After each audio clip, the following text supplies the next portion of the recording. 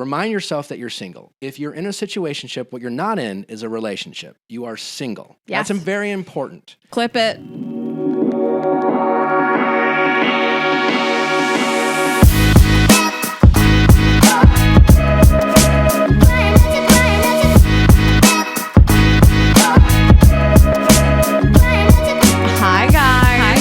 Welcome back to another episode of Girls Gotta Eat. Welcome back. Somebody said that one week I said, hey guys. No, that's I got a lie. message. I got a DM. Somebody was like, you wrote, hey guys. And I was like, that's literally a lie. You think I wouldn't pick that up? That's an insult to me. You need to apologize to me. You think I wouldn't notice? What if you did? I'll die.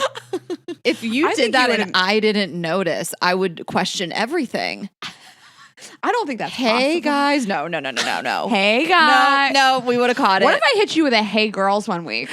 I'd be like, am I having a stroke? I'll never do that to any of you. Am I malfunctioning? You're malfunctioning like Barbie. Barbie? We the best Barbie. You're weird date. Barbie. I love that part of the Barbie movie so much. When Weird she Barbie split her legs.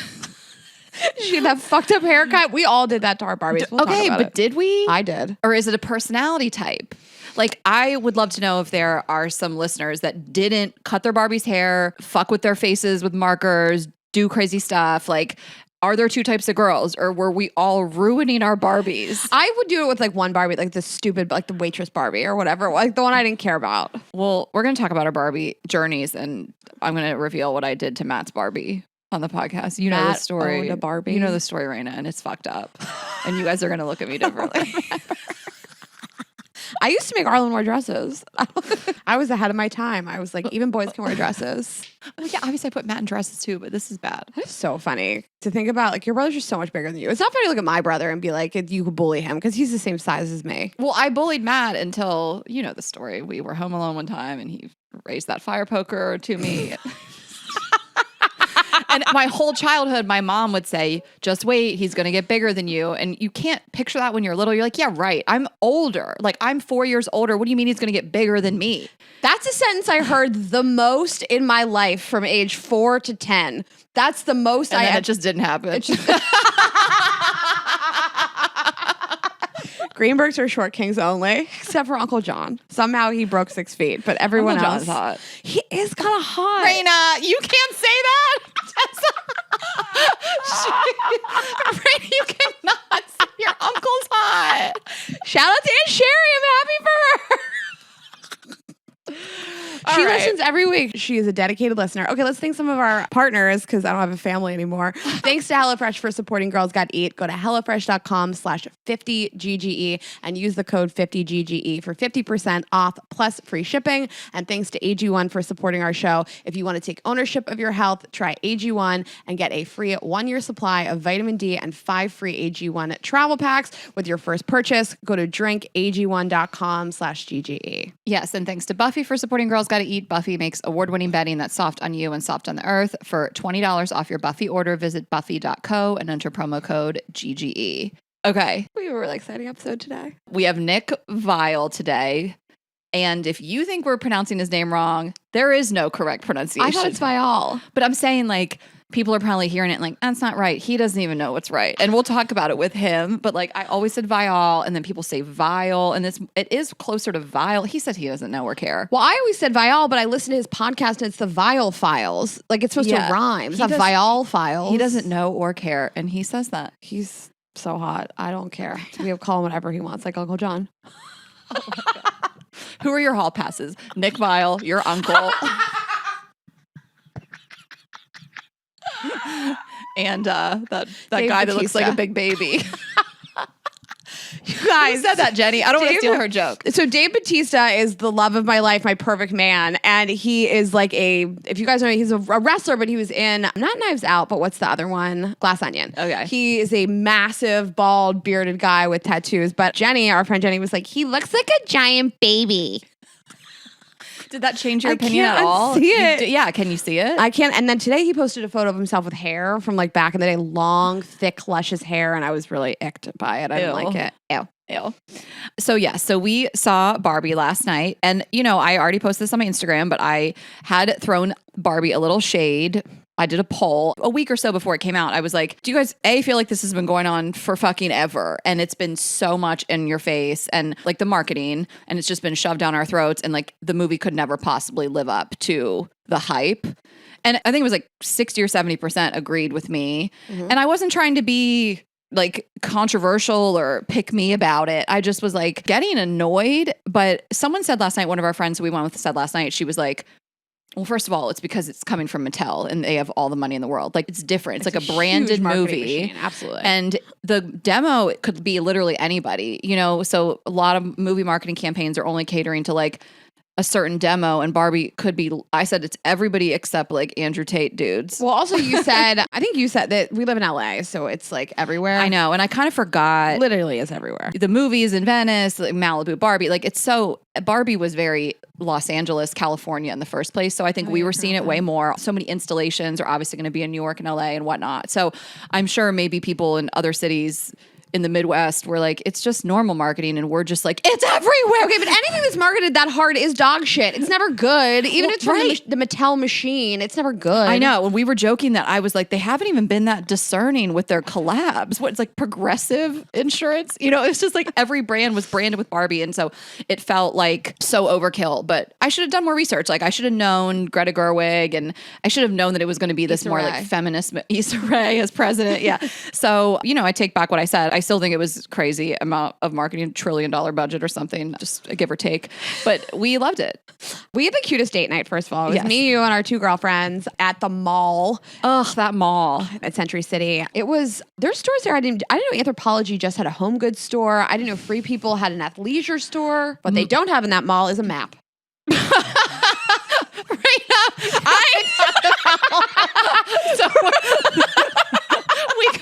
Rayna's trying to find her car at the end of the night. No, but on my way into the mall, Ashley was like, are you good? It took me 20 minutes to get from the parking lot to the theater, and I was like, I'm going to leave. I'm going to leave. No one would help me. I had to go into a yogurt shop and ask for help.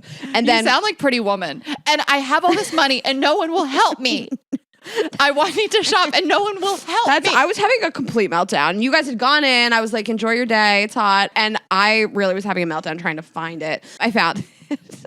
So I don't know why this is so funny. I want to walk away. I was laughing so hard. So at the end of the night, it was just me, Rayna, and Kate. And Kate and I think we were doing a little bit better at navigating the mall. But we knew that we parked on the parking level. We parked in the orange area, and you parked in the red. And so we're in front of this giant like digital directory, and it says like search by store name, and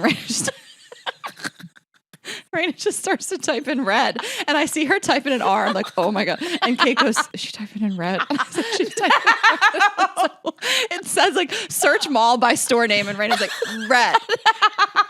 Parking, red. It was so funny. And some coffee shop called like Red Straw pops up. Like you did. It was so funny to me. In the moment, I guess I didn't realize it was so funny. I mean, in my defense, red, where is my car?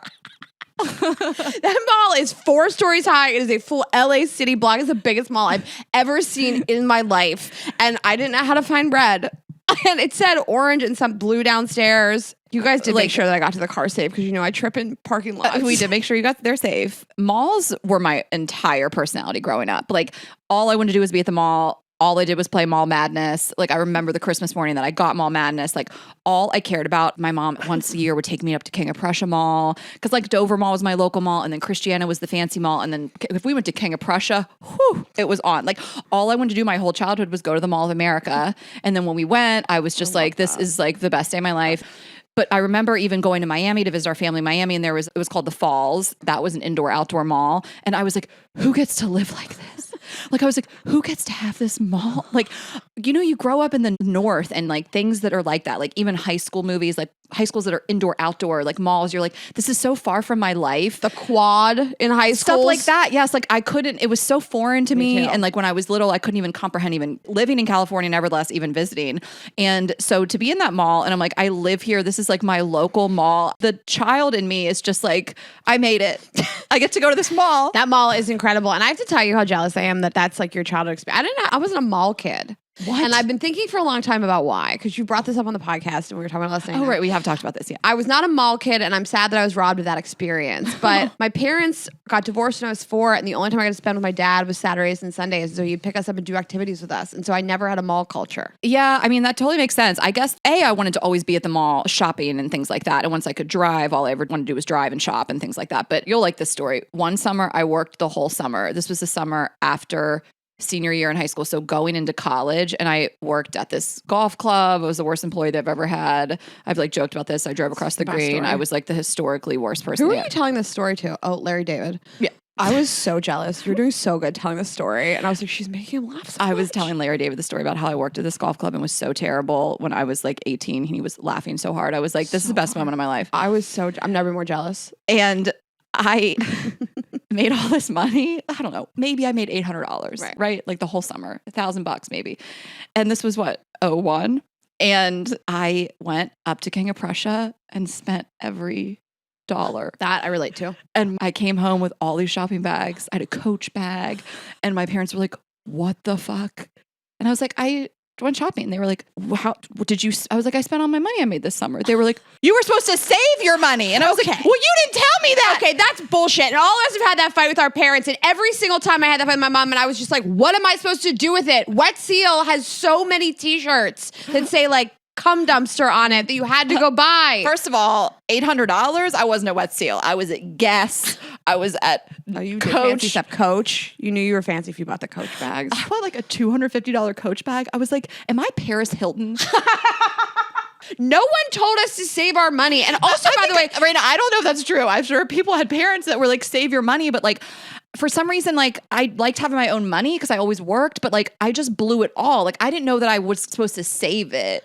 I also thought that like $800 to $1,000 wasn't that much. I think I was like, in the grand scheme of things, this could I go thought into that my was- bank account. I was like, I could hear buy me this out. mall. I was like, it could go into a bank account. What's that going to do? Or I could buy t-shirts, and that's going to be amazing. Rayna, I feel like you would blow it all in t-shirts. Like, that's what you still do It's today. been a running joke in my family since I was 14. Rayna spends all of her money on t-shirts. and I'm buying Coach bags. investment pieces. I remember that bag like it was yesterday. My mom used to say to me, I think it's more important to buy one nice thing instead of 20 average things. And I would be like, you're stupid. And I was such a slut for R&B and BB. BB was Like my one time I bought a favorite. $100 pair of pants. I was like, I'm the richest woman alive. Pants that are $100. They had those like rhinestone BB shirts that said BB across your chest. I felt like the richest person alive. So fancy in my Right, BB you're like, shirt. are these Swarovski? My juicy pants and the BB t-shirt. So I did, while we're doing nostalgia, which we have been doing a lot lately, I did we're want to hear doing about your nostalgia. Barbie journey, like growing up. Like, I don't even know if I know this. Were you so into Barbies? Like, or are you just normal? I think I'm right up the middle. I don't think I got like Midge or Skipper or like I didn't get the accoutrement Barbies, but I had like probably like Dr. Barbie and Malibu Barbie. And Yeah, I totally hair. totally hair Barbie. She came with a little gel. Yes. If you weren't cutting your hair, you're not our people. If you didn't cut totally hair Barbie's hair, I love to cut hair. you were supposed to cut it, right? I think that was the point It was of like it. down to her feet, and you were Yeah, supposed to like like give her little haircuts. I think I just had like run of the mill Barbie. Yeah. And then we had a plethora of Ninja Turtles, just hundreds of Ninja Turtles. But did you play with them too? Did you like boys' toys? I loved I Ninja Turtles. hated anything boy. I loved it. We had so many Ninja Turtles.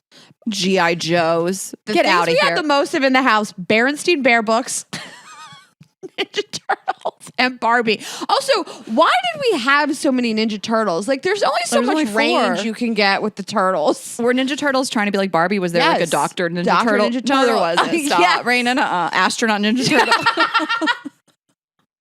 President Turtle. President Michelangelo. Ninja Turtles. Like, why did I have so? We had like a Ninja Turtles like layer. They were in the sewer. They lived in the sewer. Yeah. April. So I Wasn't don't she in charge of them, or was that somebody's girlfriend? April was like Splinter's girlfriend. No, she was just in charge of the Splinter. Ninja Turtles. Anyways, I don't know why we had so many Ninja Turtles. My brother was super into the Ninja Turtles, but I was obsessed with Barbie, like totally obsessed. And I also think like the thing that spoke to me so much in the movie was that before Barbie, it was just baby dolls for little girls to play with. So you were like, oh, the only thing I can play is to be a mom, you know? And I'm sure, again, I don't know how totally accurate that was, but I'm sure that's the case. That was the first time it was like an adult woman you were like playing with.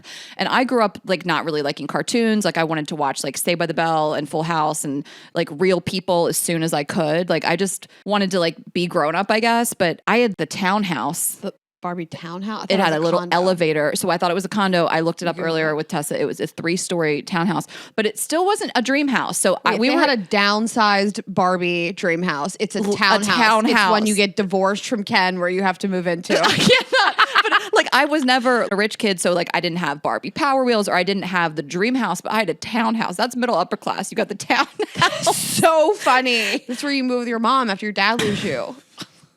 But Corey reminded me the other day, lived. she was like, because we were friends since we were 4. She was like, remember I would come over and like we would use the little elevator. But I was just like so obsessed with them being adults. And then after that, I had a memory unlocked that I had since 93, every year for, I don't even know, 15, 20 years, the holiday Barbie Christmas ornament. So they made it and they would sell it like Hallmark stores. And I had like 20 of them. I don't know what they're worth these days. Like even when I was an adult, I had like a whole ass Barbie Christmas tree with just the ornaments on them. Like my mom has gotten us a Christmas ornament every year since we were born, me and my brother. It's like a holiday tradition. And she started getting me the Barbies and I was like so into it. So this has kind of come back to me how much I was so obsessed with it. And Did you have friends that had the car? The real car. That's what I'm saying, You the could Power sit in Wheels, it. right? Yeah. No, that's rich kid That's shit. really rich kid shit. Like I remember one girl, her dad owned car dealerships. She had that shit. And they had like a Jeep for boys. Like, oh, that's great. They had a Barbie Jeep. wasn't this Power Wheels and Barbie? Like whatever. Yeah, there was a real ass car you could drive around. Those were the richest kids in town. I was like, I have the townhouse. I wasn't friends with no one wanted to come over to your house and play. But you know, the movie, I loved it. I loved the beginning. I loved the end. I laughed out loud at the very, very end. And I loved everything in between. I was like talking with Tess about it on the way over. Like, I want to see it again and I want to read more think pieces on it. I mean, we just saw it last night. And, you know, obviously it's a lot about feminism and, you know, but there's a whole thing. Was Barbie a feminist icon in the first place? And was she harmful to body image and things like that? And then the whole patriarchy thing. I mean, there were points in the movie that like made me angry and like sick a little, like when they do take over and make it Kendom, like I got this weird feeling of like when Donald Trump won the presidency, you know, like where I'm like, I was sitting in that movie and being like, why couldn't Hillary win? You know, like, I know it's not like we don't live in like Kendom, but there was things that were weirdly triggering to me. Like when Ken came to the real world and there's that montage of all men and they treat that woman assistant like shit. And then it's like all the presidents and everything was, and the horses. And I just was like, I turned to Kate, I go, I hate this. Like that part of it. That part. I don't know what I expected. I didn't expect it to be laugh out loud funny. I laughed out loud in that theater so many times. Yes. I cried, like really cried. Had to like avert my eyes towards the end. I didn't think it was going to have all this deep symbolism about like the patriarchy and what it is to be a woman. And America Ferrera is so good. And she's an incredible speech and I'm not going to ruin it for you guys, but just about how hard it is to walk the line of a woman and to be respected and liked and powerful but approachable. And it's just... And thin, but not too thin. And, you know, all the things. I just didn't expect the Barbie movie to be so deep and meaningful because I just thought like this has to appeal to kids also. So I didn't think there'd be so much like symbolism and like deep, I don't know, thoughts on the world. Yeah, I mean, I want to read more, watch more. Tessa was like schooling me this morning. She was like saying such the most brilliant stuff. What was she saying? Repeat it. The one thing she said, so I was like, I saw this notion, this isn't like a hot take, but that it was reversed, you know, like Barbie land is actually like the patriarchy where the men are in charge. And Tessa was like, well, no, because the Kens weren't oppressed. They weren't actually oppressed. The Barbies just didn't care about them.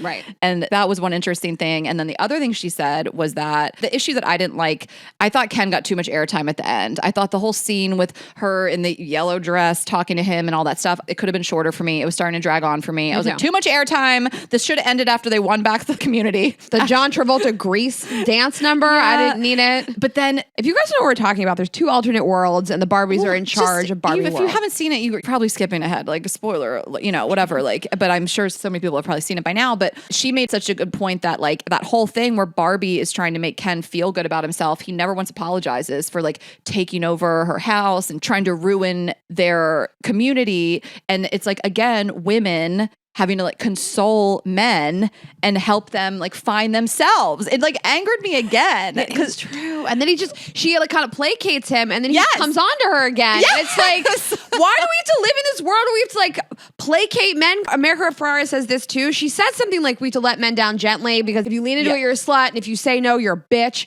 And she like lets him down gently, and he still tries to hook up with her. And how unfair is it? I know.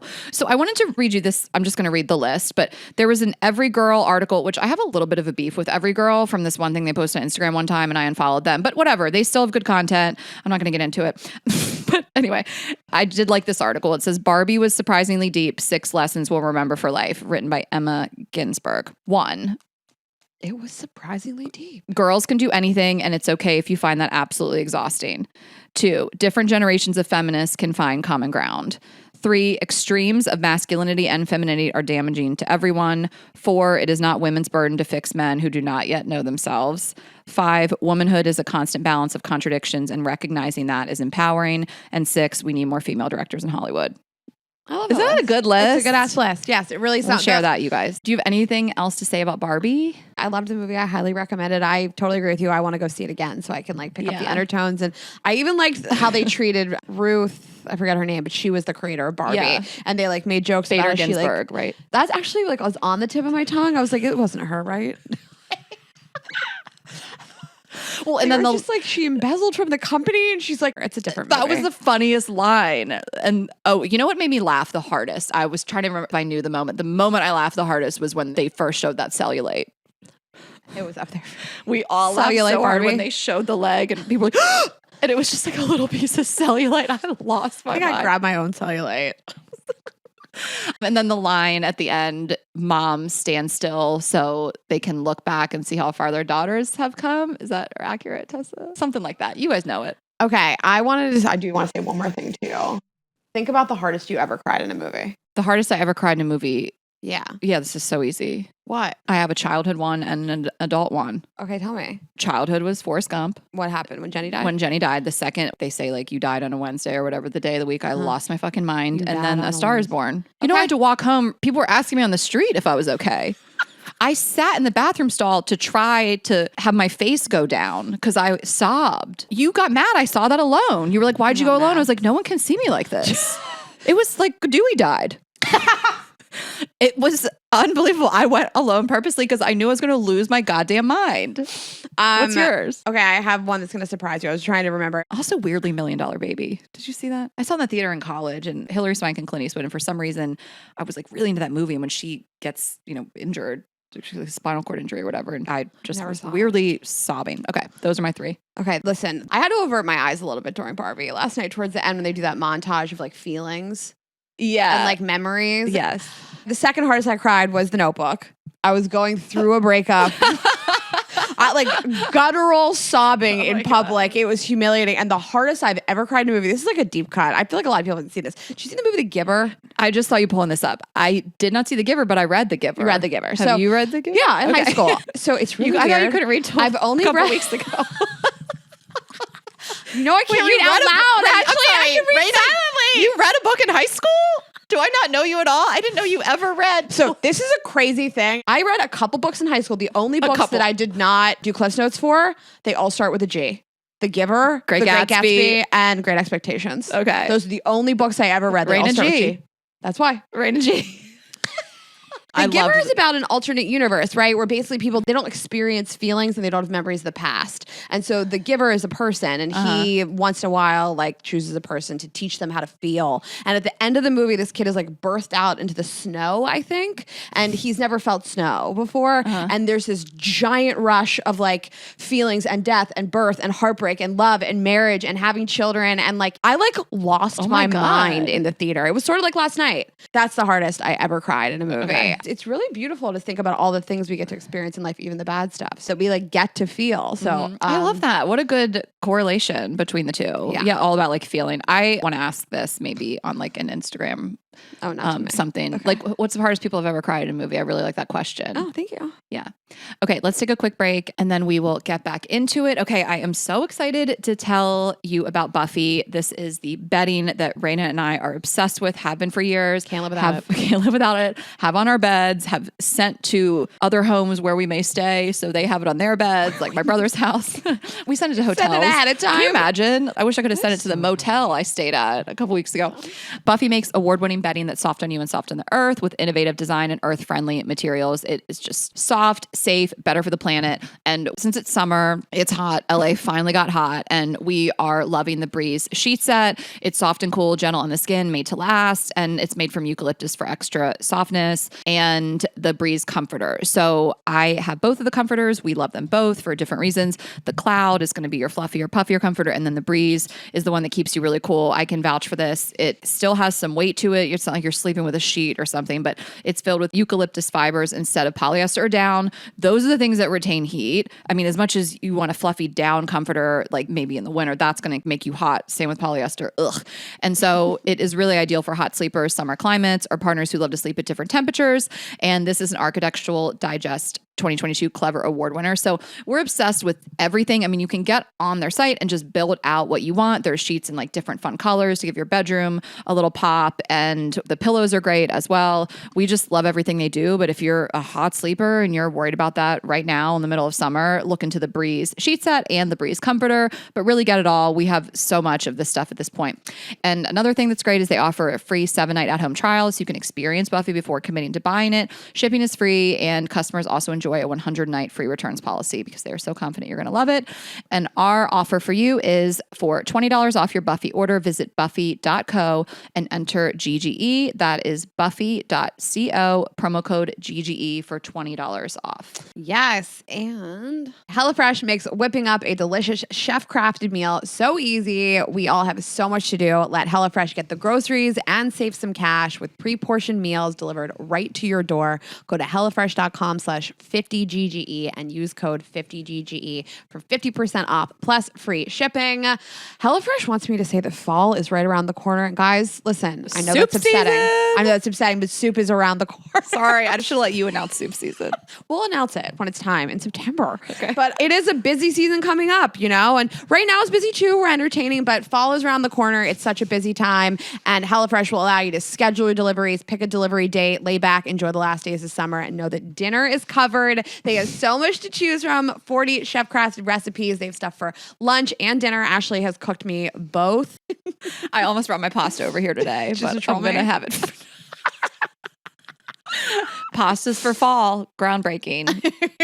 There is tons of quick and easy recipes, vegetarian, good for kids, all skill levels. So I'm a pretty experienced cook. So is Ashley, thanks to HelloFresh, Yeah, just actually. thanks to Phil. And you'll really find everything so simple and easy. They break it all down with the recipes and the photos of everything. So if you have no skill set in the kitchen, go ahead and order it. Learn how to cook. I love everything they're doing. A balsamic rosemary pork chops.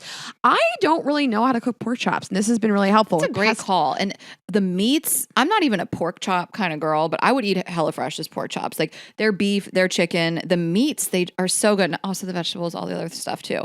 But it's quality. You know, you might think like, I don't know, is it going to be the best quality meat? Yes. The Hasseltines love the beef from we HelloFresh. can't They get enough of it. The Meatballs, burgers, meatloafs. Yeah. Ask about it. The chicken sausage, spaghetti, bolognese, beef flauta supreme. I mean, there's just so much variety. There's pizzas, there's burgers, there's rice bowls. Really, you're just going to have so much to choose from. Fall's going to be busy. We're going back on tour.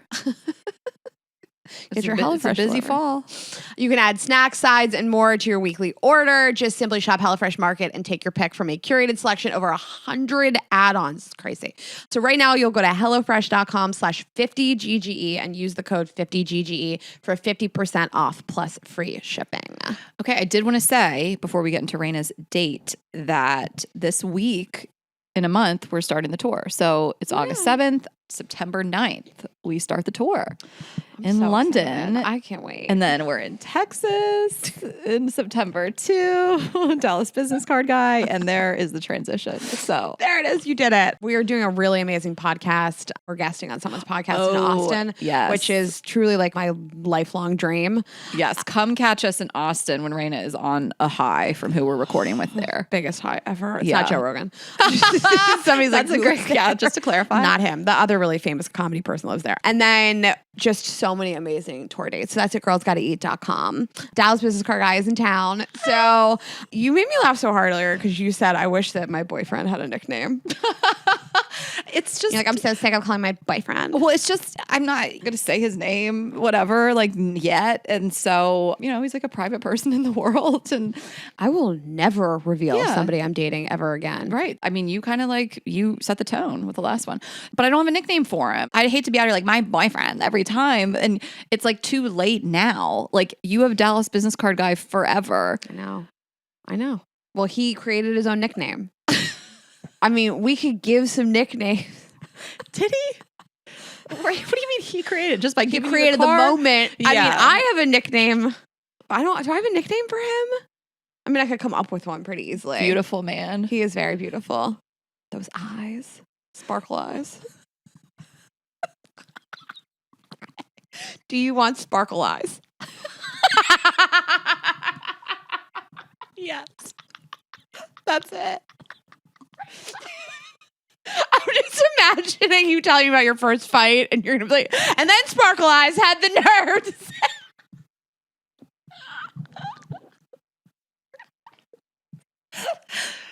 Sparkle eyes it is. That's so good. "These great eyes." Yeah, I okay. just can't wait till you have a serious conversation with me about Sparkle Eyes. That's Sparkle eyes. Well, I would say his name to you. You mean on this podcast? He's on this podcast. We're probably never gonna fight. We You haven't guys yet. are never gonna have a fight. Who was the guy? So Kane and I were having our first fight. We were on the beach in the Hamptons. It was hazy. It was like 40 degrees out for some reason. Yeah. And Wolverine, what's his name? Not Yeah. Wolverine, Sabretooth. Liev Schreiber. Liev Schreiber. Yeah, he was on the beach. I'm just thinking about like describing this fight that Kane and I had on the beach, and Liev Schreiber was there, and the dog's there, and I'm referring to him as Sparkle Eyes. Sparkle eyes is so funny. Like I'm not gonna be able to not laugh every time I say it, which is exactly what you want. Yeah, Because okay. I feel like that about Dallas Business Card Guy. It's funny every time. And I was emailing with him about something. It was cute. Something Dallas related. And he wrote back and referenced the business card. It's just, love him. You guys have been really sending some cute emails back and forth. Yeah. It's nice. He said that he was on a date with somebody and she guessed that he was Dallas Business Card Guy.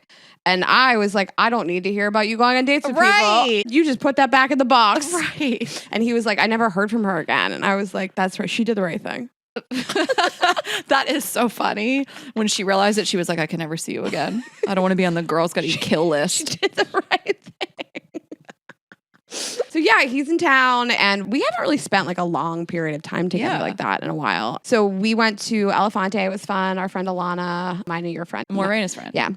She set us up with a table there and the staff was really nice and he got there early. I got there late, which I loved. He was waiting at the bar, got me a drink, whatever. We seated, we had a nice dinner. They comped all the drinks, which I didn't like. I wanted to be like, put those drinks back on the check. I mean, yup. Same. I had Alana make me a res when I went out with Sparkle Eyes. I'm changing his contact to my phone right now. Well, yeah, when Sparkle Eyes went out. This is so funny. When Alana made us a res in New York, and when I ask Alana to make me a res, I am never asking for a comp. I Oh, just me want the either. reservation, a good table Yeah. reservation in New York. It's like hard to get, And so she was like, "We'll probably send something out," and I was like, I don't want a comp. I don't want a bunch of special treatment, and like I'm trying to show off. Then I'm also obligated to take photos and promote. I don't want to do that. Yeah, It's just yes. Elefante I couldn't get in and the tables are hard to come by. And so I just wanted a table. Yeah. And that was like our first dinner date. I was like, he can pay. Yeah. And it's so funny because I dated a guy, stuffed animal guy, that only took me to comps, which was ugh. I have Jeremy constantly, or my friend Jeremy, who is a food blogger, like, do you take girls to this stuff? He does, though, yeah, right? Yeah. I mean, it's also like for me and Sparkle Eyes, that was like a first dinner date ever. Totally. So down the road, yeah, let's get some comps. If someone wants to give me a comp, great. Like if you're dating someone, Different. if you're dating Jeremy, that's fun. You go out, he's got to take a couple pictures, you know, you're watching your man in action, the food's free, people are giving you nice special treatment, but like a first date, it's just like, I don't need it. I don't want it on either end. Also, you and I aren't food bloggers. Jeremy's a food blogger, so it's not Right. so crazy for him Exactly. to take a photo. But yeah, I'm not trying to sit here like I would have died taking photos of that stuff. Can you imagine? Okay, so So yeah, that was fun. And then we went to the proper to go to the roof, and my car stalled out in the driveway because I couldn't figure out how to work the e-brake. That was humiliating. There was like 4 staff members trying to help me. It was so my embarrassing. God. They sent me away. was he there? He was sitting in the car with me. He couldn't figure it out? He did not get out of the car. And You try know to who would have figure figured it that out? Matt Hesseltine, Sparkle Eyes. Sparkle eyes. I'm actually not going to tell him about this till he listens. I'm so excited. I think he'll be happy with the name I picked for him. Yeah, no. So it's a small turnabout, and I had just picked my car up from the valet at the other place, and so they must have turned my e-brake on. And I mean, I just got this car like a month ago, so I don't know how it works. Yeah. And the e-brake is like under the dashboard. Yeah. It's not obvious where it is. And so there was like 4 valets running around trying to figure out why I couldn't move my car. He my did God. not get out of the car and try to help. He did not try to help. He was like looking around. Obviously, he's in a brand new car he's never seen either. Yeah, yeah. And usually the e-brake isn't under the dash all the way to the left. I mean, it's way down there. Yeah. So then we went to Wally's and had some drinks. It was fun. I had a good time. Yeah. You want to see him again. I do. He's very nice to talk to. There's a lot to talk about. I enjoy his company. He's great.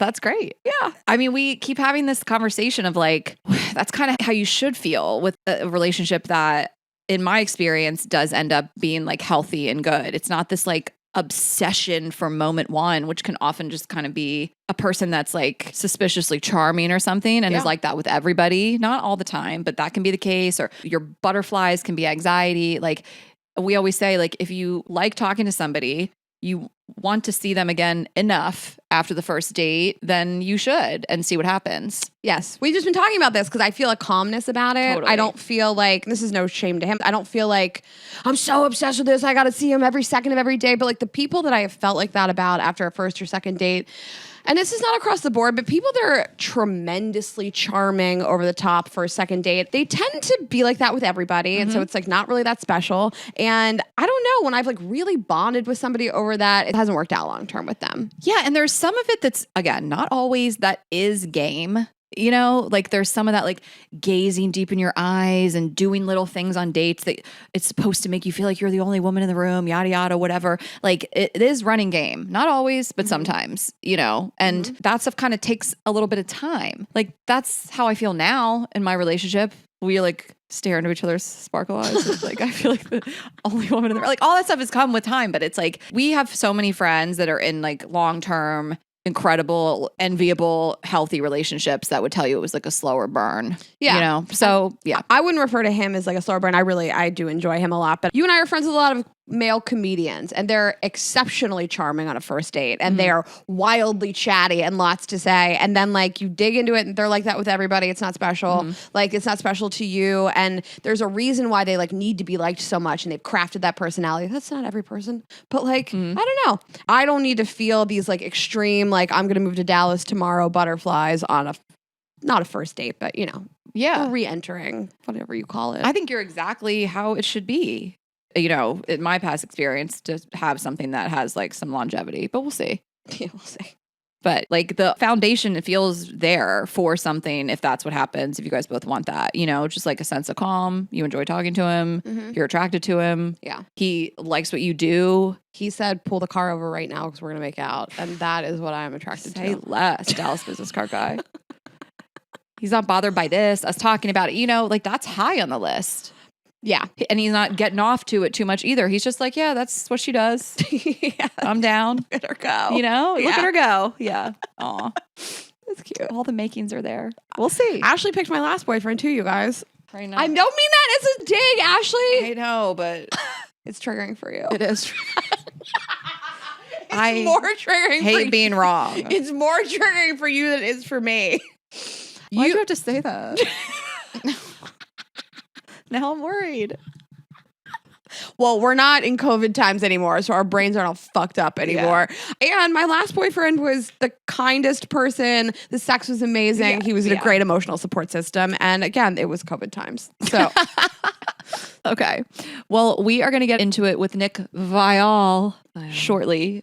but Rayna's going to tell you about AG1. Okay, so I always get excited to talk about AG1, which is a foundational supplement, because since they've become a partner of the show, I've been taking it, and it has been the easiest way to add something good to my routine every single day. So it is packed with 75 vitamins, minerals, probiotics, whole food sourced ingredients. There's tons of different benefits to your gut health, mood support. It will boost your energy.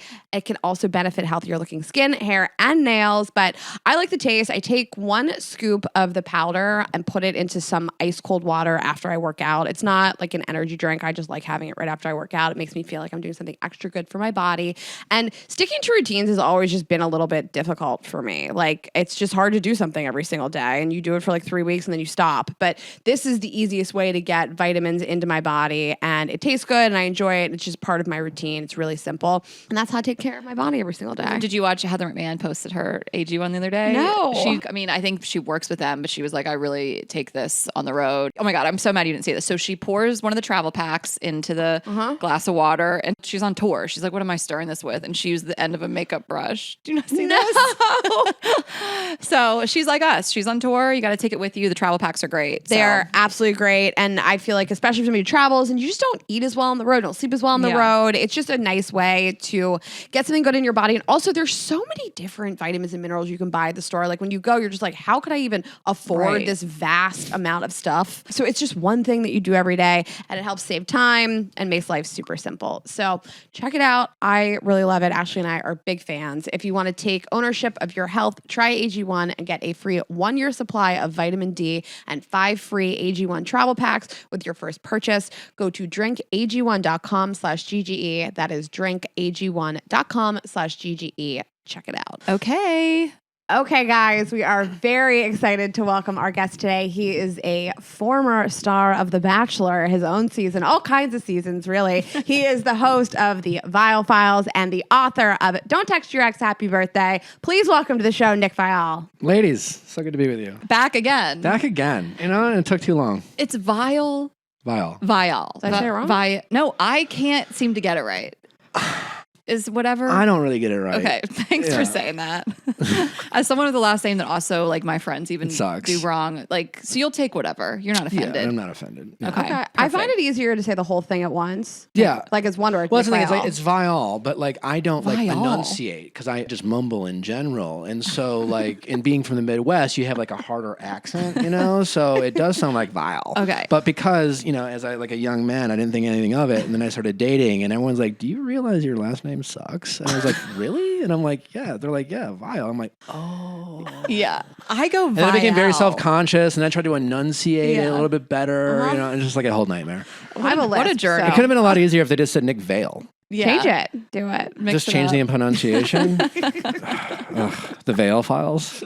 Can we do that here? That's our big T. We've changed Nick's name. Honestly, thanks. You're welcome. Welcome to the show, Nick Viall. I appreciate it. So we just went on your show. We had the best time. Likewise. It was Did your hours audience long. love it? Yeah. People really loved it. I watched the clip, just like the hype reel of the episode. And I was like, Ashley, this is the most fun I have ever watched. I just can't wait to listen. And then I was like, I was on it. That was our episode. Great. We love that. So I just have one question. When you guys do these like literal therapy sessions, we talked to this caller for an hour. Do you get updates? Do they let you know? We do. We do get updates. We have our update specials. Oh, so right. we started, for the longest time, we never did updates. We would just do people want to calls. know. And then people were like, we want to know. And I was like, really? And they're like, yeah. And then so we tried one, crushed. And then I was like, I guess we should do this a little more often. Then we do it once a month. And then, you know, shameless plug, Viall Files Plus is available. And so we do one for free every month. And it has 3 updates. And then we drop 2 more every month behind Viall Files Plus. It's free to sign up. Okay. Great. So we don't have to give it away, but do we have an update on the which, not which from our episode? Oh, I don't know. Okay. It'll happen. Yeah. Hopefully. You know, I try to, I don't know why I do it. Maybe it was pure laziness at first, but like I try to go in blind. And I want to hear the people's stories. I could read it firsthand, but I kind of have my team hold our callers accountable if they forget stuff, but I want to hear the story as if I'm listening to it, like meeting someone on the sidewalk or in an elevator, because I want to like really pay attention and I don't want to come up with answers before they say it. So I really just let my team decide who's on the show and kind of vet them out. And then I kind of sit in and kind of go in pretty fresh. Okay. Well, we loved it. Yeah. And it's a great episode. People should listen to it from June of 2023. And then hopefully there'll be an update. Yeah. Right before 4th of July, I think it was. Yeah. Last week of June. Yeah. No, it's very rewarding. I mean, I've had not only people like follow up with their stories, but people have sent in some very gracious letters about the impact our show has had on their lives, which is very flattering. Totally. Well, okay, I'm glad that you said that because I want to tell you and I want to hear your thoughts. So I started to become like really into your show during Scandal, and I loved listening to your takes and I loved listening to your insights on Raquel and Ariana specifically. And I never thought of you as like a dating advice person. I never thought like, let me listen to Nick Viall's podcast for dating advice. I didn't know that you wrote this book. Yeah. And I kept saying to Ashley, like his advice really like blows me away, like really hot takes and really empathetic takes on women specifically and what it's like to be in the dating world as a woman. And I read your book after we did your podcast and I love all the actionable steps. So I'm just curious, like, how did you get here? Like, how did you become anointed to doing this type of dating advice? Because it's really insightful stuff. Well, I guess to start, I just like made a lot of my own mistakes. Yeah, publicly. Yeah. No, but yeah, honestly, before that, I was well on my way. I grew up in a kind of very traditional family. Like I talk in my book, kind of just really admired my parents' relationship and had a kind of like when I started dating, really wanted to find love. And I was a romantic kind of young man, so to speak. But I also was competitive and stubborn, and as many of us can be. And so that combination kind of led to, you know, when you're in love and young, you know, everything they teach you about love, right, is that it's great and you have to fight for it, you know? So I was like, okay, well, I guess I'll just keep fighting for this, you know? And it was hard for me to let go of things and hard for me to move on. And I had a hard time getting over, you know, exes, and I would ruminate and get in my head. I also have and certainly had. I've always had a big ego. I've learned how to control it a little bit more as I've gotten older. And so I would kind of lie to myself. And so a lot of what I learned was self-preservation, so I could get out of my own way and just be a happier person. And I've always had a bit of snark in my personality, and I'm not a good liar, just in general. And I'm also just like, I have a hard time not saying what I'm thinking at the risk of someone being like, well, that's kind of rude. You know?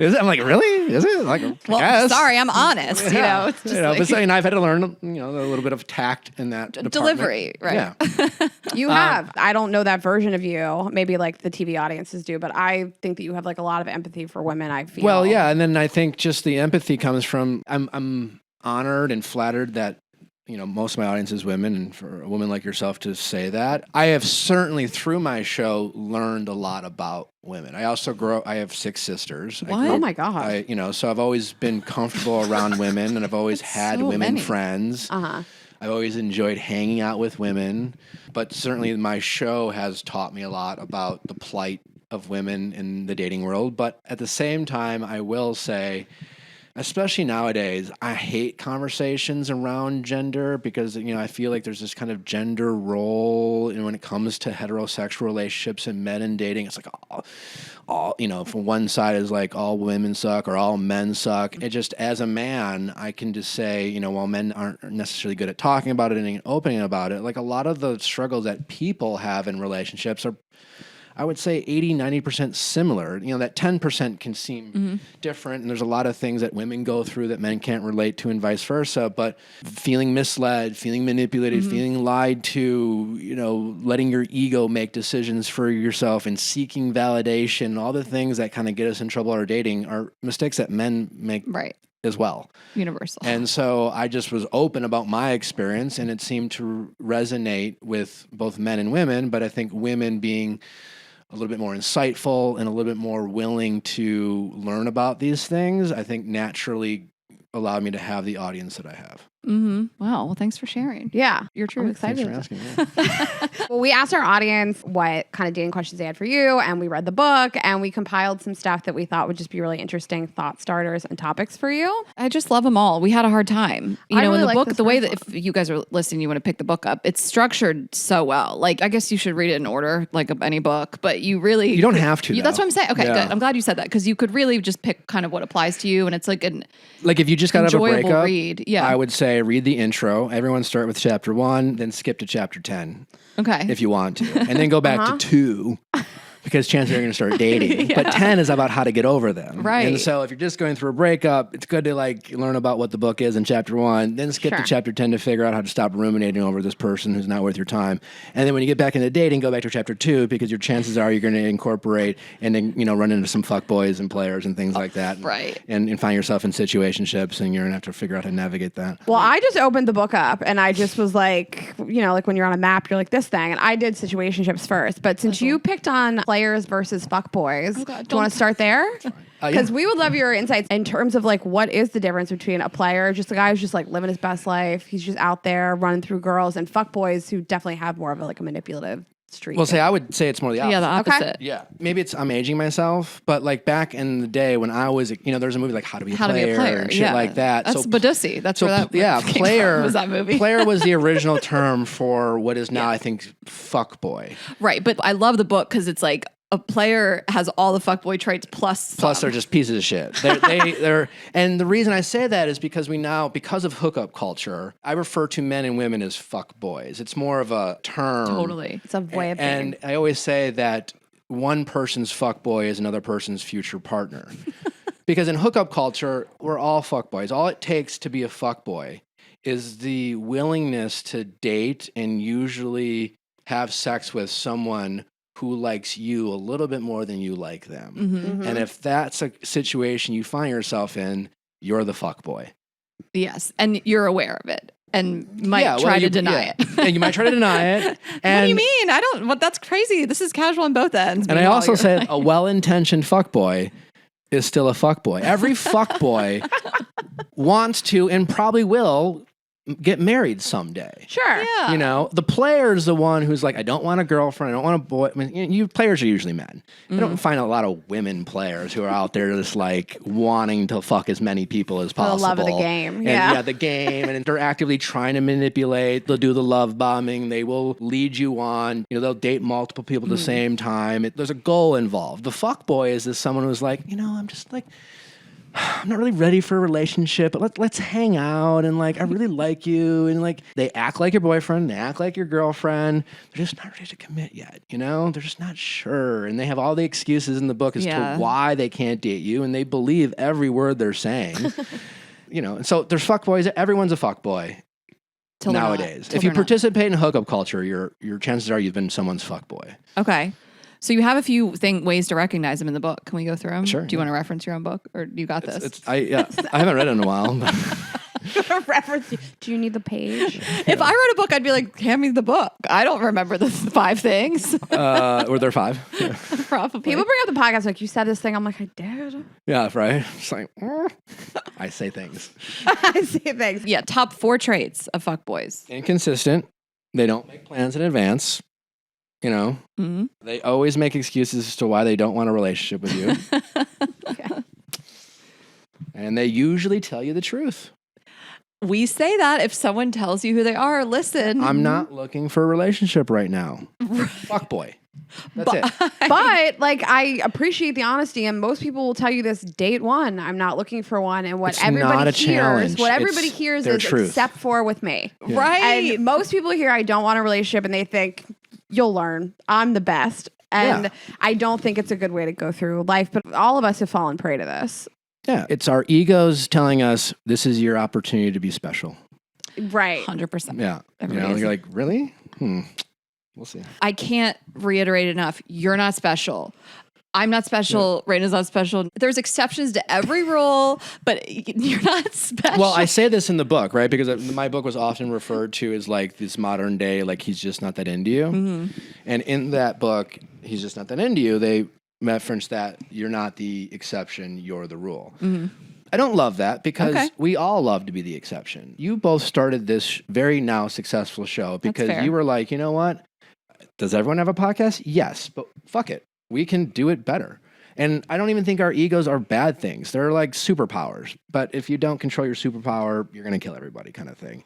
And if you don't control your ego, it's going to hurt you. So like our egos and our willingness and desire to be the exception to the rule, I think is great.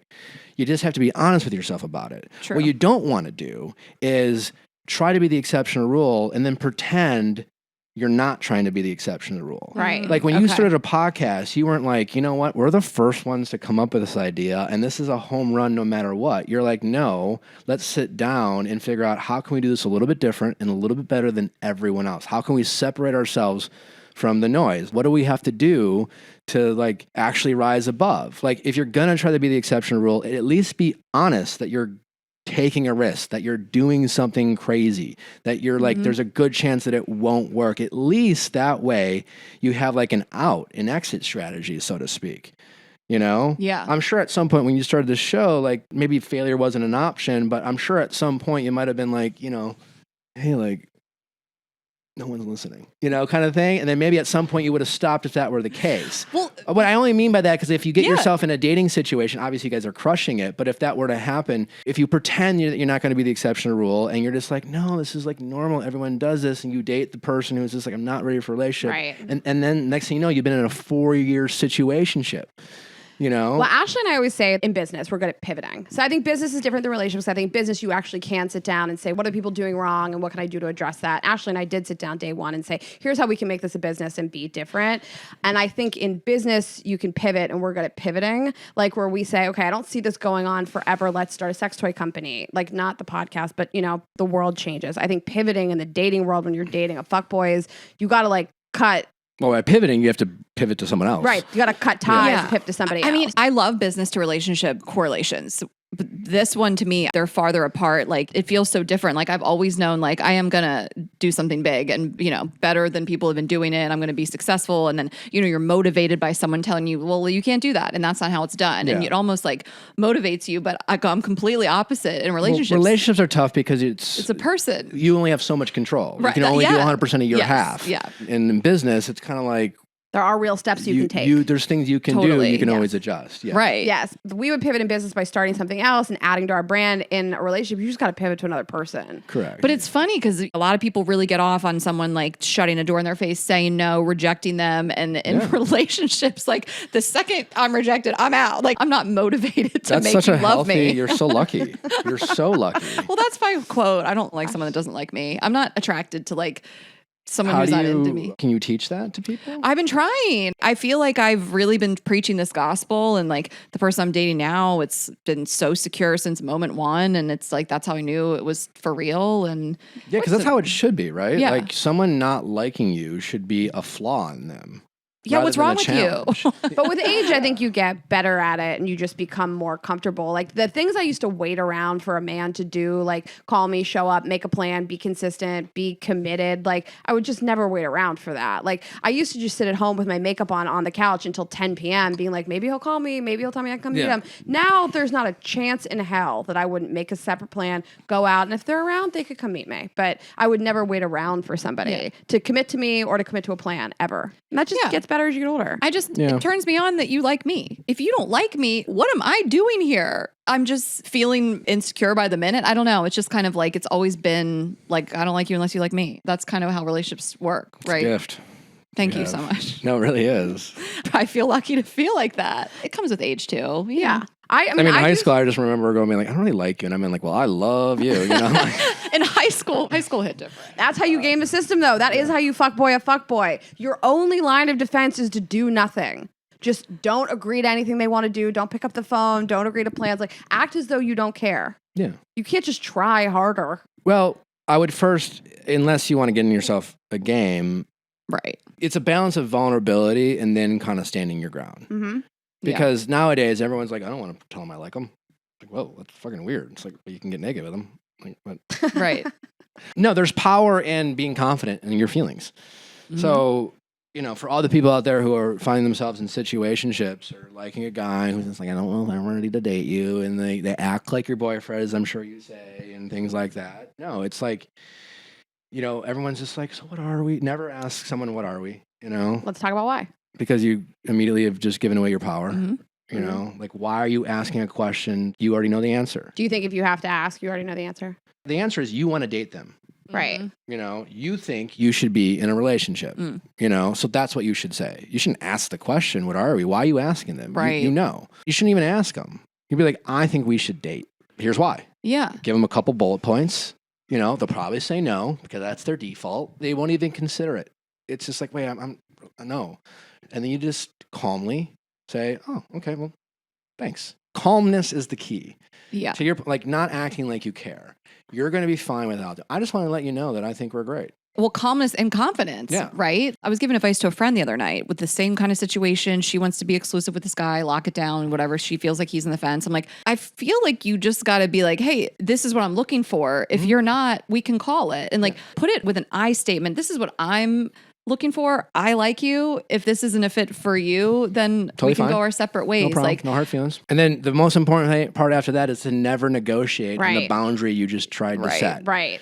You got one shot at it. You don't want to be their friend. Like You're not everyone. interested in hanging out. Some of them is not better than none of them. Right. You know? right. You Like, have to be ready to walk away. We've said that it's before. the only way. Yeah. It's the only way. to Okay, do so that. this was on our list, and I feel like we're getting a little bit ahead of ourselves, but people always ask, can I turn a situationship into a relationship? And if so, how? And I know that we're kind of discussing that now, but we want to hear what you have to say about that question. So first, if you haven't defined the relationship, you do that. And you do that by telling them what you want, not asking them what they want, explaining to them why you think you should date, and then be willing to walk away. Right. At some point, they're going to call you.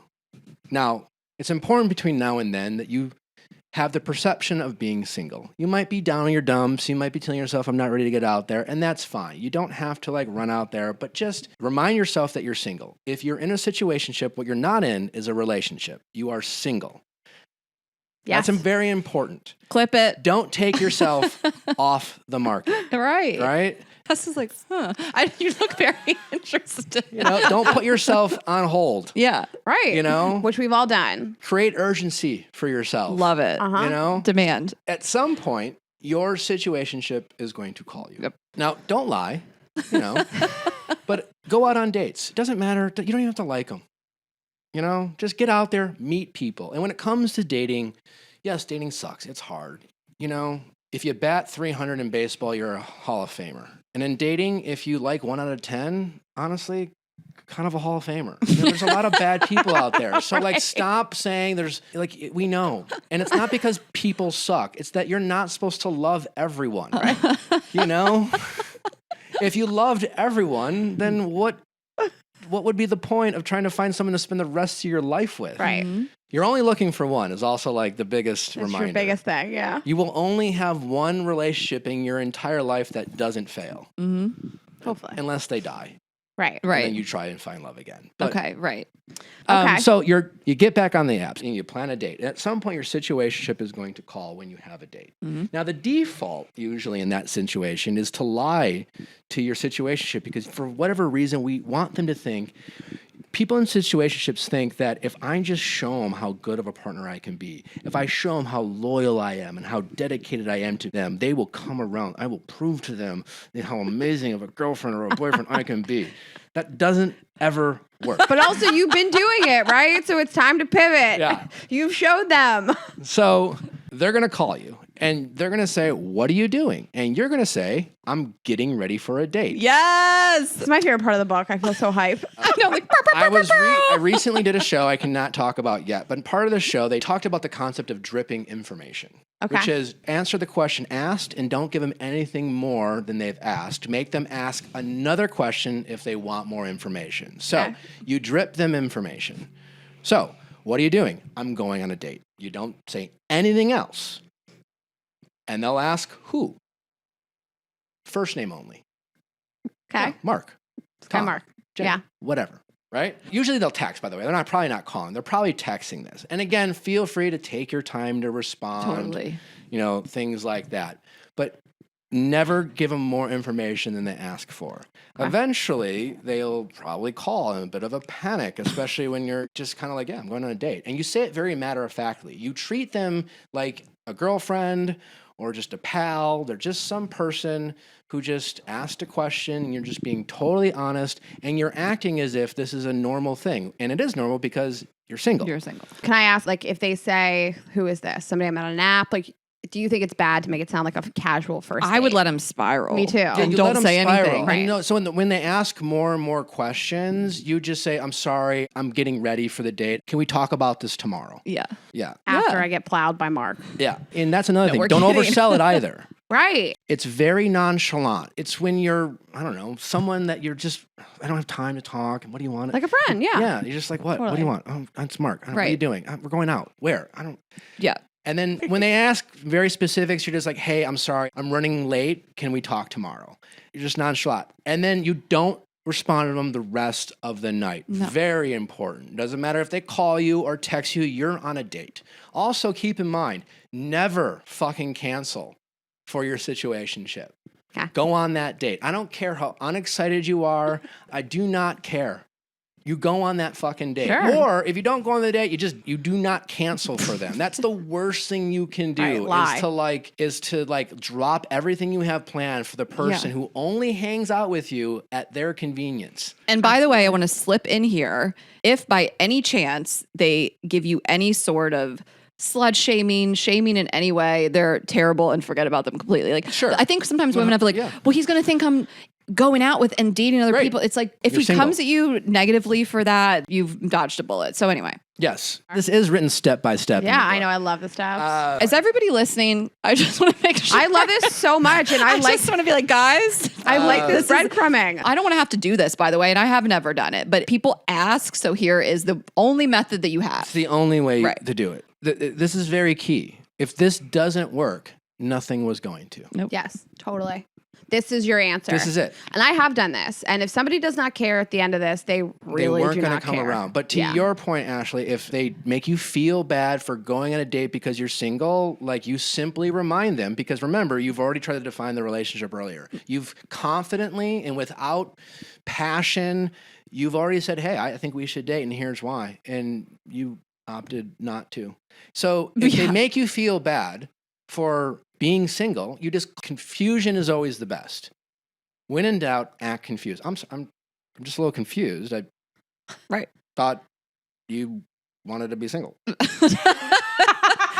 that's the truth. And so you don't get mad. Do not Take the emotion out of respond it. to their Yes. jabs or they're putting you down. Don't let them work you up.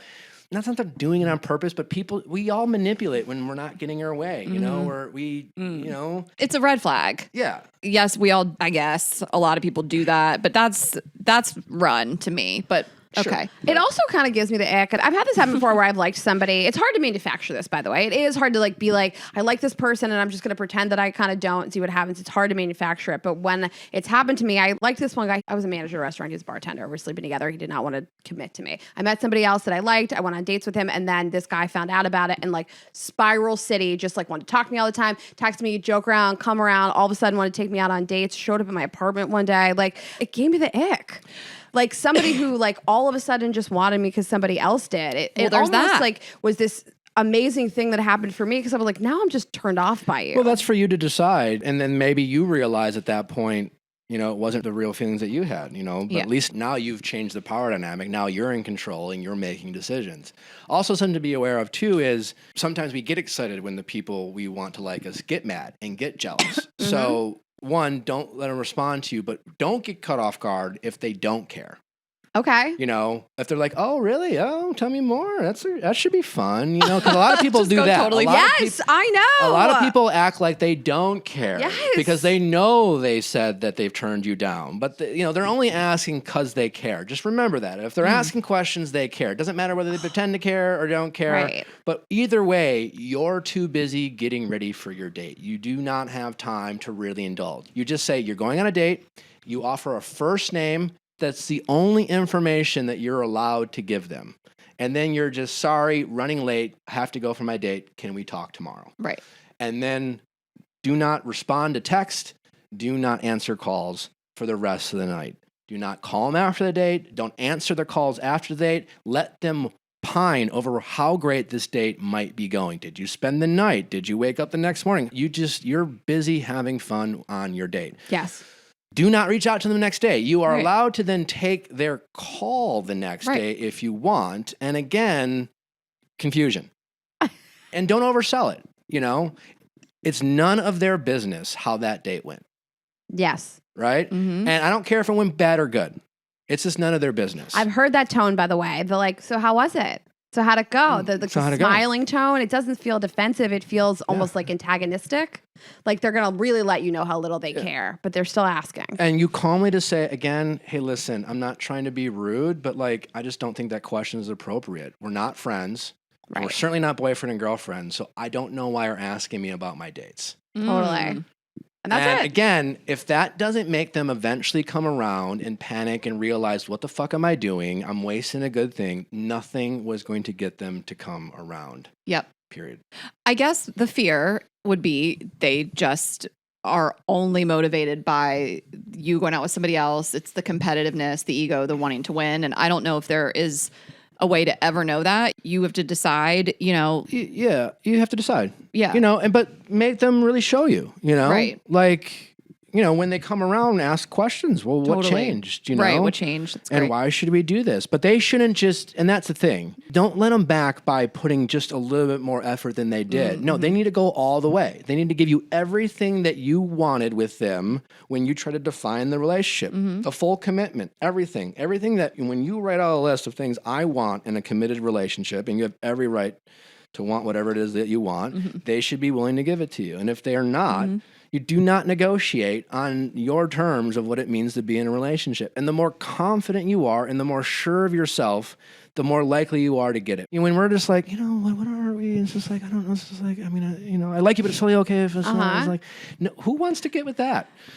I agree. You want to get with the person who's like, I'm valuable. You want to be with the person who, I think, as a woman, initiates that conversation first. Any relationship I've been in that's worked out, including the one I'm in, including anytime it's with someone that really wanted to be with me. And the conversation kind of just happened organically, but I knew that I didn't have to wonder. I do think nowadays, with hookup culture, if you like someone, regardless of your gender, just put it out there. You just, would it be better if a guy did that? I guess, sure. Yeah, whatever. But, nowadays, I think gender roles are getting more cloudy and confusing. And like, you have guys being like, well, I don't know if I want to be pushing. So listen, if you like someone, I'm not saying you have to like be the lead and everything, but just let them know how you feel and then go from there. The only time I've seen this work is when you set a hard boundary and you do not change your mind. Yes. And one of my best friends did this with a guy recently. She was dating this guy. It was kind of situationship for like 4 or 5 months. And she was like, I want to be with somebody who wants to get married, have kids. If you are not ready for those kind of commitments, let's just call it. She fully walked away. She did not speak to this guy for like 6 weeks. Good for her. He fully turned it around and was like, you're right. I do want to be with you. I care about you. He is like the world's best boyfriend. They just took a great trip to Napa. He came here. I was hanging out with him. He's so wonderful, so kind. But the only time I've seen it work is when you just set the hard boundary and you're ready to just bounce. And the thing is, too, the thing I'd argue against, like, it's not just people like rising to the challenge. Unfortunately, with hookup culture and dating apps, everyone who's out there dating, when they decide to commit to you, it's like, is this person better than everyone in the world?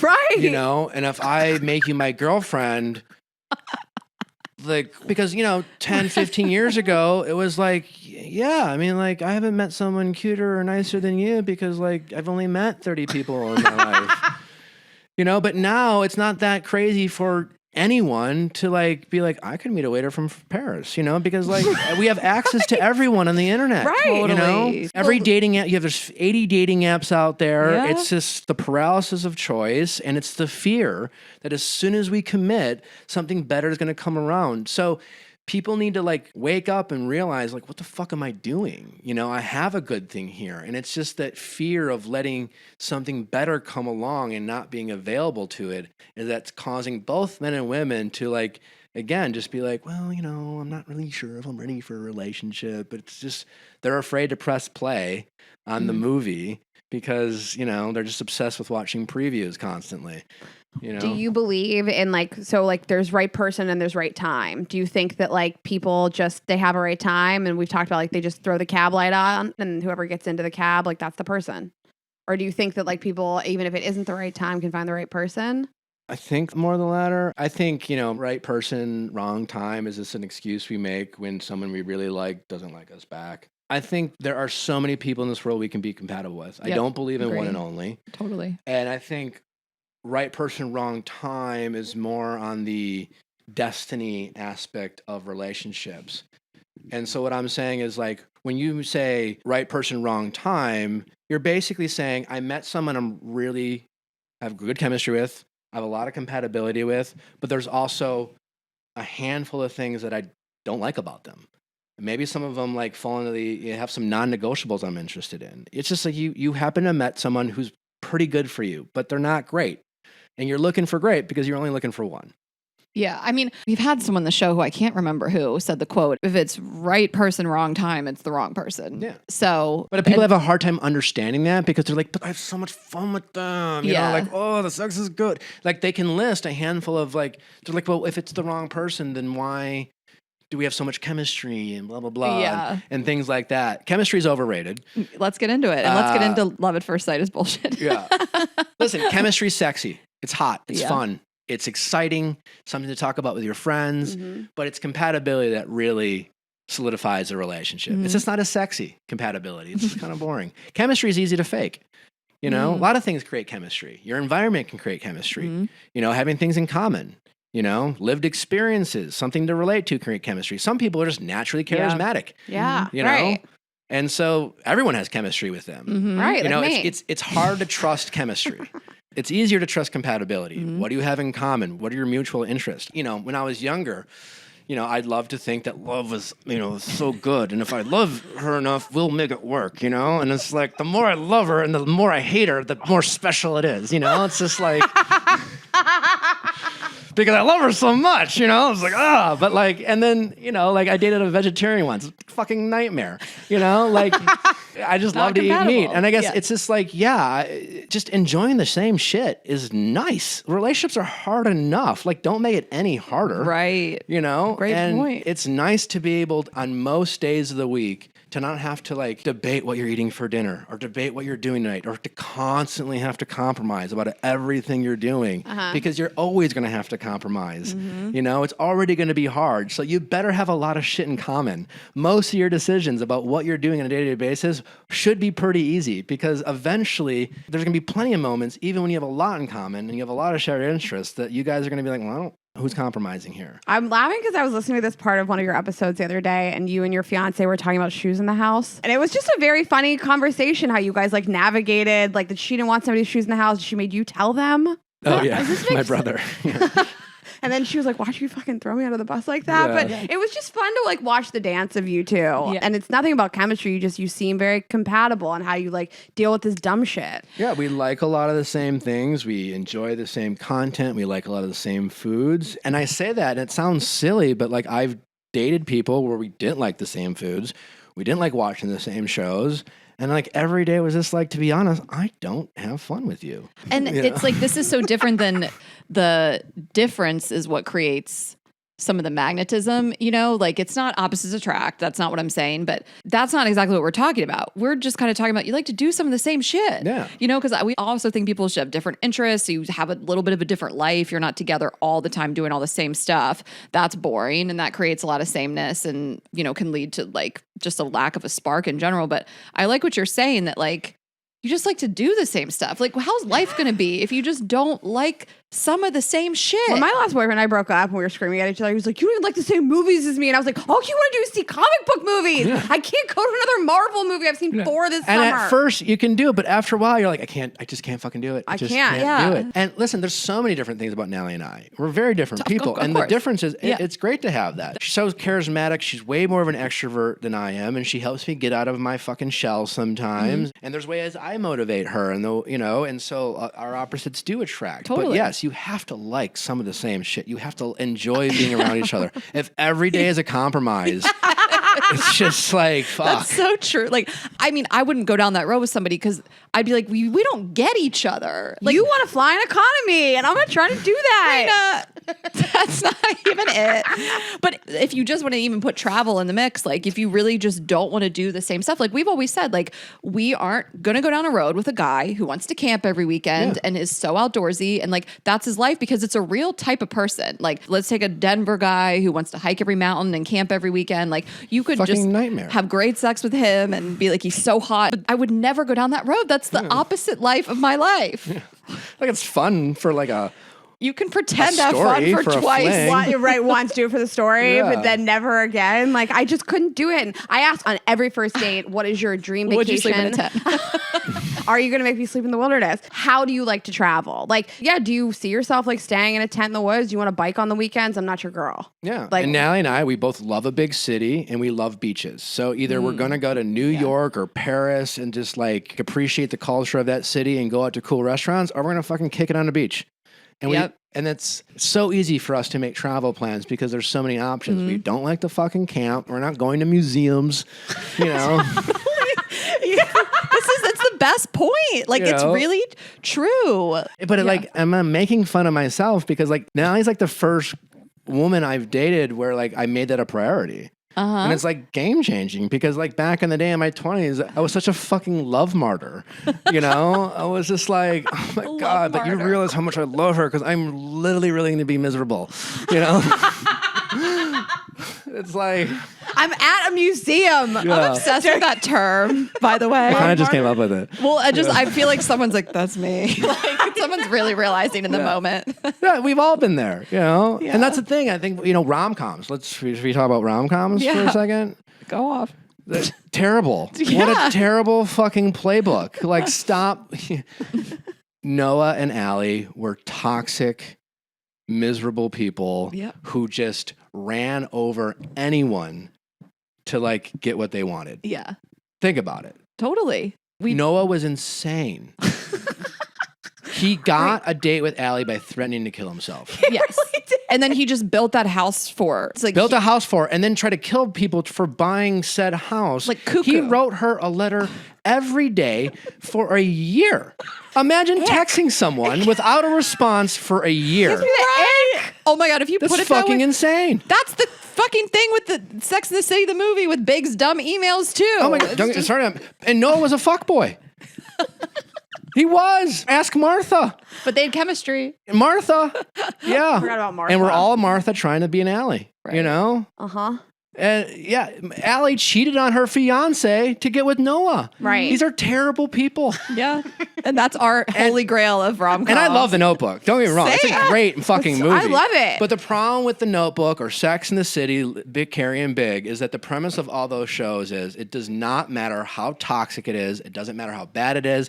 It doesn't matter how many people you have to make cry. At the end of the day, it all works out. And if it all works out, it was worth That's all. It was worth it. And that's just not fucking true. I mean, look what Jim did to Karen.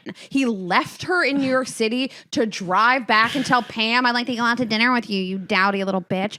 And people were just like... Psychotic. It's crazy. What he did to her is so wild. Are you familiar with like this? The Office. Yeah. I never heard of it. You're not as in the culture as I am. But yeah, Pam blew her whole marriage up for Jim. And then he bounced and went somewhere else, wouldn't talk to her for like a year, found some other girl, and then left her in New York for Pam. Just left her. Yeah. But we always say, like, healthy relationships wouldn't be fun to watch. No. Like, as long as you can watch these things as be almost like a what Go not watch to it. do. Yeah, like, but like don't let them be a reference them as cautionary be like, well, it tale. worked out for Noah and Allie, and I'm just looking for a love like Big and Carrie. It's like, no. Worst relationship Samantha in the and world. Smith. That's all I want. Carrie broke up with Big the first time because they were about to go on vacation, I think it was, and he like wasn't ready to commit with her, and he just like broke up with her. Yeah. She broke up with him. And it was just like, why don't you just get to know a guy a little? It was Carrie's so terrible. toxic. So we just interviewed Candace Bushnell before you, like the creator, the real Carrie Bradshaw. She wrote the whole thing. Yeah. Oh, wow. And interestingly enough, she told us some tea because we talked about Big and Carrie, and she said after Big got married to Natasha, that was supposed to be the end. But viewers wanted it so bad. And they wanted to give the people what they wanted, and that's why he came back, which exactly proves the point. Yeah, This is what we we're look toxic fucking monsters who love to torture ourselves emotionally, and we think it like there's a payoff. You know, Yeah. It's just like the more pain I feel. Maybe it's just like our religious backgrounds, you know? It's just like suffering is good, you know? I was raised Catholic, so it's well, like, obviously you said 6 sisters. Like you 100 were told siblings, that yeah. I also have 4 brothers, so This is crazy. Wait, you have 10 siblings? I do. I'm going to make you name them like that. What's the movie? Good Will The Hunting. town? Good Will Hunting. Good Will Hunting. Oh my God. Wow. A huge Can we family. talk about that later? That's cool. Yeah, let's just stay after we record. That's wild. Where are you in the mix? I'm the second oldest. Are you close with I mean, we're close family. Do you remember them? Do you remember them? Do you have all their numbers? I know their birthdays. I know their names. I don't know their ages because that changes. That's fair. It changes every year. So who knows? Changes every year. No, it does. Totally. I get it. No, I get it. That's tracks. I mean, I have a brother and 3 stepbrothers, and every time I tell you their ages, I have to do the math. Not my brother. Yeah, my you're 3 just like, stepbrothers. hey, what? How old am I? Right. Yeah. Yeah. Wait, I want to go back to your love at first sight question. Yeah. We just love that's a chapter title in the book. There's no such thing as There's love no at such first, thing as love at first sight. Yeah. What are your insights? Yeah. Well, there's lust at first sight and chemistry at first And there's sight. coincidences. Yeah. If Well, listen, love means different things to different people. But Yeah. if you ask me, people ask me all the time, like, what did you learn from being in The Bachelor? I used to be like, nothing. You know, like I did a show. It's like I was so like annoyed by the question. As Next if, like, question. That's you how know, Candace seemed as about I went up, I'm like, Victoria. is this 30-year-old? As if like going on The Bachelor like transformed me. Right, it wasn't It therapy. affected me. It Right. affected me for sure. And I think I was a bit resistant to it. But when I was a little more open to the question, the answer I came to was feeling in love and being in love can be 2 different things.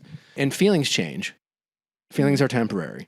And so depending on what love means to you, but for me, love means, in addition to a lot of things, having an established emotional connection, knowing someone's weaknesses, what do they like, what annoys you about them, and loving them regardless, just truly knowing them, having a foundation of trust where you're not wondering how they feel about you.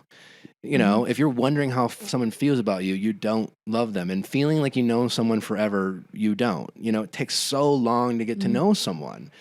And it takes so long to learn people's bad habits. It takes us 30 years to get to know ourselves, And so, yeah, I think you can have chemistry really fast. I think it can feel like you know someone. And again, I recognize that love means different things to different people. But for me, not wondering how someone feels about you and feeling secure, that when you are fighting with someone and you're not getting along and you feel disconnected, that you still don't question their love, that's love. Yep.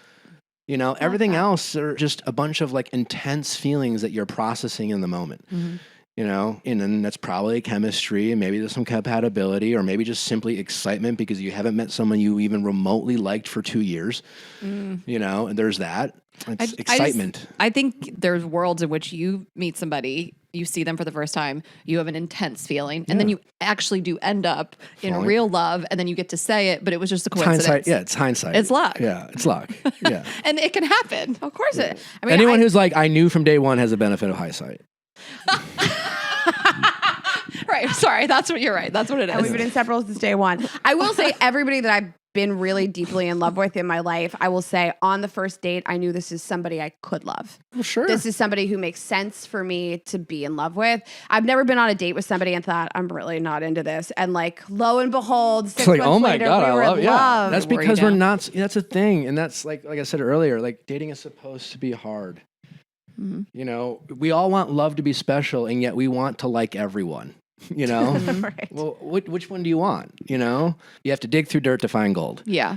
Type of stuff. So, last thing we're going to do, Rayna, want to cue it up? We'll do like a rapid fire fun thing with you. You have a glossary of terms in the book, and Ashley picked her favorites. Made a list. No, they're mostly from the my book. So, the ones that I wrote down are from the book and a few submissions. Okay, so let's start with what does it mean when they say "I like you," but? What did I write? well, it's like they don't. There shouldn't be a but. Yeah, there's no but. Okay. Yeah, I like you, but. It's whatever comes after the but is the truth. Right. There we go. That's right. the truth. Anything that follows the but is actually how they feel. Okay. Okay. I don't want to do this to you. I don't want to do this with you. Nailed it. Wait, I'm loving quizzing Nick on his book. Okay, they want to quote unquote lay low. They want to lay low. Oh, they want you to come over and have sex. Oh, they don't want to go out. I thought it meant like they don't want to like be seen with you in public. No, it has more to do with I want to put out the least amount of effort to have sex. Okay. Got it. Okay. Yeah. Good call. It's one chill. It's a Netflix and chill kind of thing. Okay. Lay low, chill. Like, no guy's actually embarrassed. If he wants to sleep with you, he's not embarrassed of Okay. you. Right. I know there's a Sex and the City episode Where they like take that. to the one the restaurant. Chinese restaurant. Yeah. What do they mean? They say I can't give you what you want. They just don't want to. They can. These are all the same. They just don't want to. It's so funny. Oh, right. It's They like, can, but they just don't want to. It's like, funny. no, I literally could. I just don't feel like it. It's funny if you were to give the interpretation back to them. Like if some guy was like, I can't give you what you want. And you were like, oh, you could. You just don't want to. And he would be like mind blown. Well, that's the thing, too. I genuinely believe that despite all the differences that men and women have, when it comes to dating, there are more similarities than differences.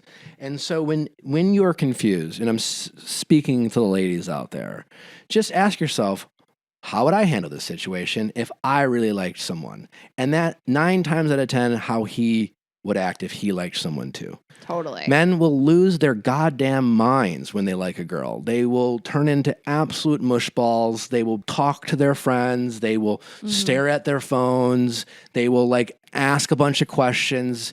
They'll lose their shit. They're no different when they really like someone. When we like someone and we are asking and we want validation from the person we like, we crumble. And men are no different. And it's not some sort of game or super Jedi trick that they're playing. They just don't care. And back to the whole situationship, maybe you just have to show them why they should. And the only way to show them why you should is to let them know that you could have anyone you want and you're going to, so they better like figure it out pretty quickly. Otherwise you will no longer be available. Oh, the way you tied Mic that drop. up, Nick. Yeah, the way we called it call back. What a king. Well, this has been incredible. I had so much fun with you ladies. Yeah. Good. You're so funny, Nick. Yeah, we can't recommend the book enough, the podcast. I'm such a fan. I gotta take it down a notch. I came in so hot to your podcast. I was so late. I was like, I'm such a fan. Ashley was like, stop it. I was please actually stop hot. I'm getting hot now. It is. We gotta wrap It's it just up. kind of It's warm. podcasting Hot is what it is. Yeah, we'll fix the What situation. was the term I came up with this episode? Love Martyr. Love Martyr. Yeah, that's Episode good. title. Okay, well, Nick, plug all your stuff. Well, if you like what you heard, the Viall Files, we are on 3 days a week. So I'm kind of busy. But if you like this relationship stuff, every Monday we have our Ask Nick episodes where people call in, share their stories, a lot of dating, situationship stories, a lot of family dynamic stuff. And we just offer advice and people share their stories. It's very relatable. If you like reality TV, we recap a lot of reality TV shows like Vanderpump and Housewives and Bachelor. We cover those usually on Tuesdays. And then on Thursdays, we have our Going Deeper episodes that you ladies were on where we interview interesting people like yourselves, actors, actresses, musicians. There's a little bit of an Ask Nick element on texting office hours in those calls. And you can check it out wherever you listen to podcasts. You can watch it on YouTube. Don't Text Your Ex Happy Birthday is available wherever you buy books. There's an audiobook, TikTok, Instagram. Okay. They're out there. And then also what I love in the book is there's some Ask Nick, really quick, short answer. It's like, it's cute to read. It's like set up like text messages. It's really fun. It's really meant to be I'm dyslexic. I can't read. So like, Same. It's supposed to be easy to read and you can page through it and something you can like reference back. It's really meant as like, a guide. And as I say in the book, it's not a manual. Like dating is fluid in a sense. There's no like specific golden rule. There are exceptions to every rule. And again, if you're trying to be exception, just recognize it, and have an out. Okay. And then you read the audiobook? I do. Awesome. Okay, and I recommend listening to it at 1.2 speed, only because I am dyslexic, and that was just a real painful operation for me. That's what it would be like for me if I read a book. If you play it at 1.2, it kind of smooths out my voice. Smooths it I think, out. or maybe like 1.1, but Okay. otherwise, there were like sentences I had to read 7 times. And I had to be like, I am so sorry. I'm having trouble with and. It's the conjunctions that are getting me. All right, guys, we'll check out the audiobook sped up version, speed it up. And you know where to find us, girlsgottaeat.com for tickets to our fall tour and merchandise and all the things. Girls Gotta Eat podcast on Instagram and TikTok. I'm Ash Hess. Rayna is Rayna.Greenberg. And of course, our other company, Vibes Only, vibesonly.com and Vibes Only on Instagram. And we'll see you next week. Have a good week, guys. Bye. Bye.